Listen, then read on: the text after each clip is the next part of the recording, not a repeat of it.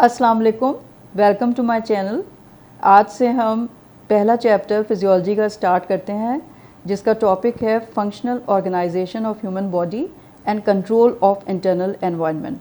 उसको शुरू करने से पहले मैं सारे स्टूडेंट्स को ये एडवाइस देना चाहूँगी कि देखें, आप जब मैं अपनी स्लाइड्स आपको दिखाऊंगी और समझाऊंगी तो उसके बाद आप उसको किताब में से पढ़िए, और किताब में से पढ़ने के बाद लास्ट में मैंने ये रखा है कि अपने हर लेक्चर के बाद मैं असाइनमेंट एक रखती हूँ जिसमें क्वेश्चंस होते हैं, और उस लेक्चर को सुनने के बाद आपको क्वेश्चन के आंसर समझ में आने चाहिए।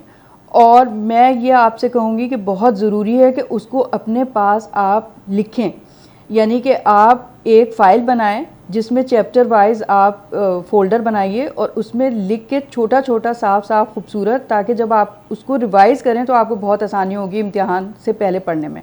और जो हम किताब फॉलो करेंगे वो हमारी text book of medical physiology by Guyton and Hall है।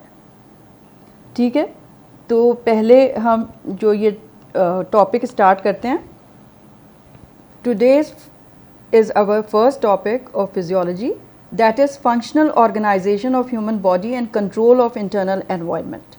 So first let us see what is the goal of physiology. Now the goal of physiology is to explain the physical and chemical factors that are responsible for the origin, development and progression of life. Now let me tell you that it is so important that we should understand first the normal mechanisms of human body, so that if any abnormality occurs in these normal mechanism, only then we can understand the disease. So the importance of physiology is actually the base of medicine is physiology.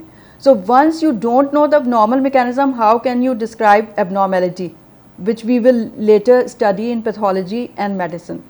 So this is very important. So in first year we have to study about the normal mechanism of human body. In human physiology we try to explain the specific characteristics and mechanisms of human body that make it a living being.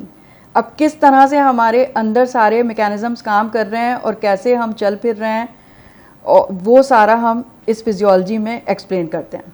Now cells as a living units of the body. The basic unit of the body is the cell.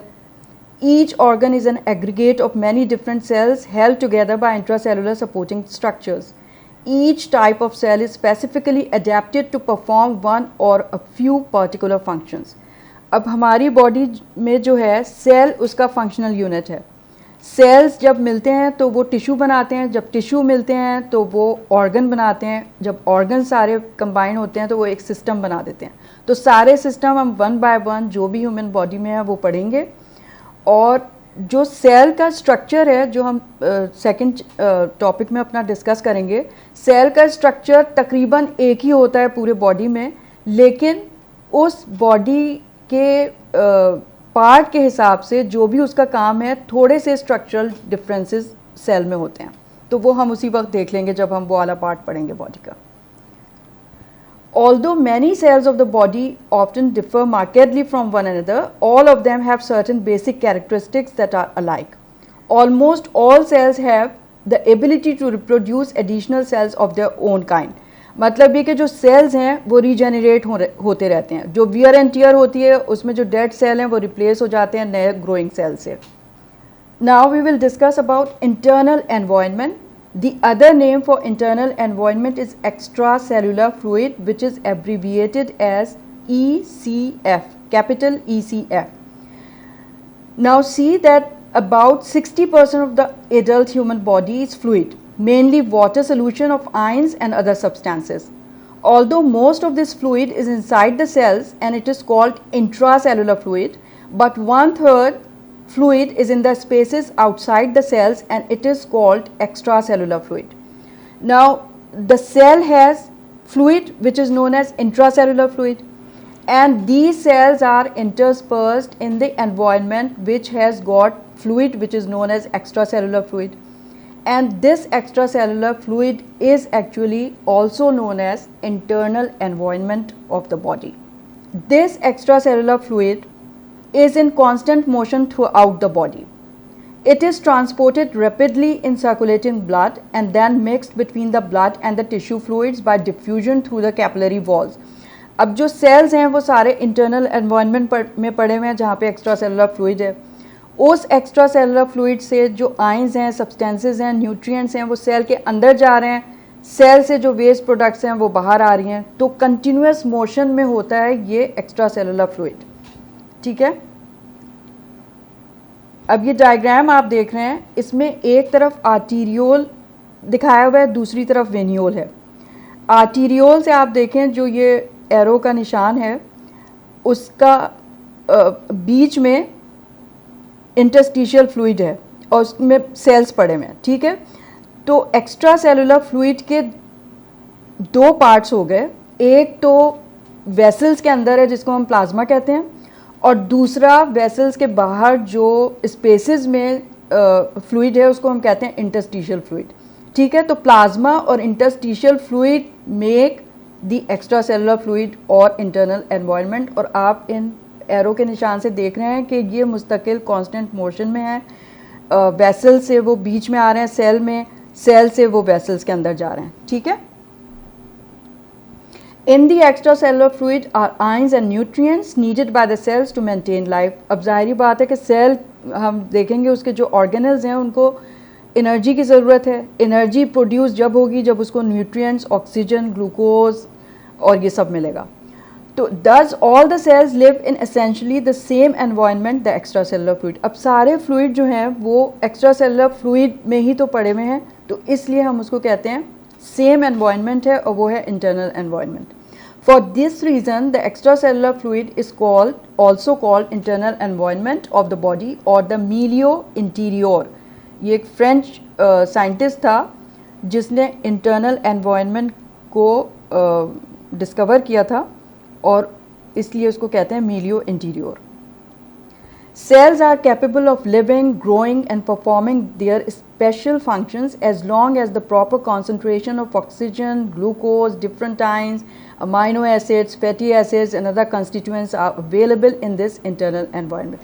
अब जाहिर है cell को grow करना है, cell को अपना काम करना है, बॉडी में एनर्जी प्रोवाइड करनी है, तो वो कहाँ से ये सारे काम करेगा जब तक के न्यूट्रिएंट्स नहीं आएंगे जो ब्लड से आ रहे हैं, प्लाज्मा से आ रहे हैं.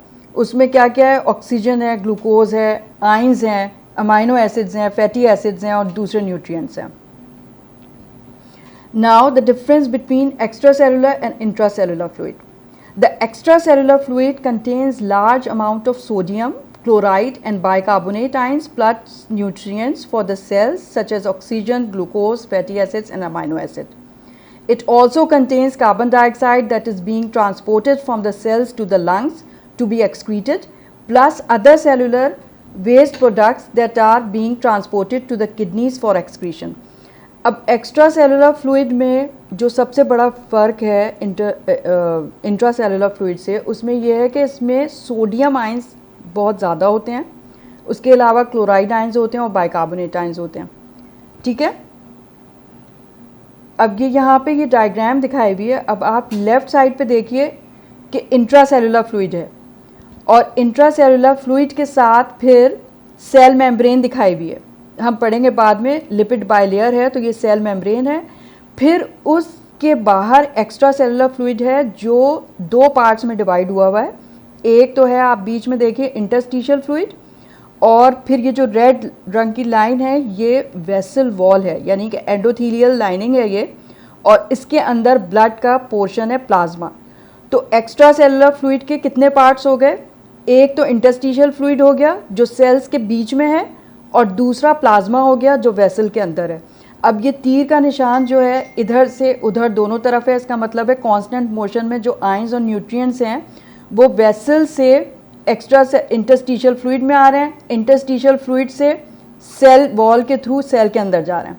ये समझ में आ गया आपको? तो ये सेल मेम्ब्रेन है, इधर एपिथेलियल सेल्स हैं और ये कैपिलरी एंडोथेलियम है. The intracellular fluid. The intracellular fluid differs significantly from the extracellular fluid. Specifically, it contains large amount of potassium, magnesium and phosphate ions instead of the sodium and chloride ions found in the extracellular fluid. अब सबसे बड़ा difference intracellular fluid का क्या है कि उसके अंदर sodium कम है और पोटेशियम ज़्यादा है. ठीक है। अब जब हम आगे के टॉपिक्स डिस्कस करेंगे तो हम ये देखेंगे अल्लाह मियाँ ने क्या ऐसा निज़ाम रखा है कि अंदर ही जो है पोटेशियम ज़्यादा होता है और बाहर सोडियम, वो कैसे मेंटेन होता है, क्योंकि अंदर बाहर तो ये दोनों जा रहे हैं, तो कंट्रोल कैसे होता है।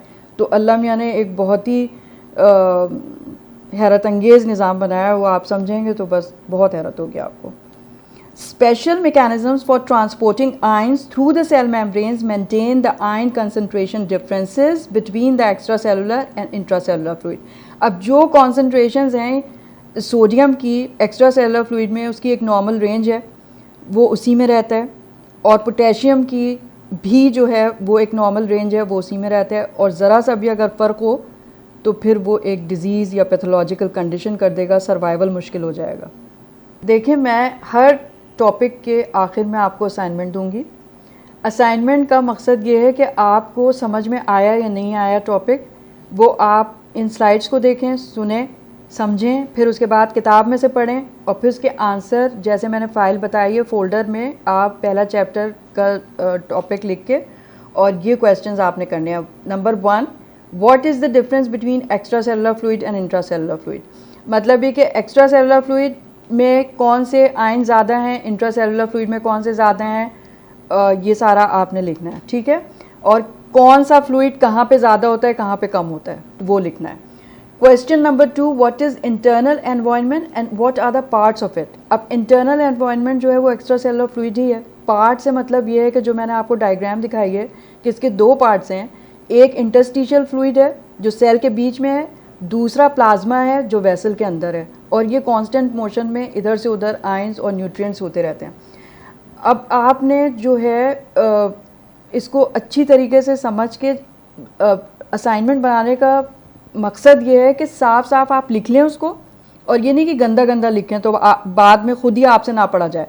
बिल्कुल साफ साफ लिखिए, अच्छा लिखिए, और फिर जब आप टेस्ट से पहले या एग्ज़ाम से पहले पढ़ेंगे तो आपके दिल को खुशी होगी कि कितनी जल्दी मुझे याद हो गया। ठीक है, ऑल राइट, थैंक यू, खुदा हाफिज़।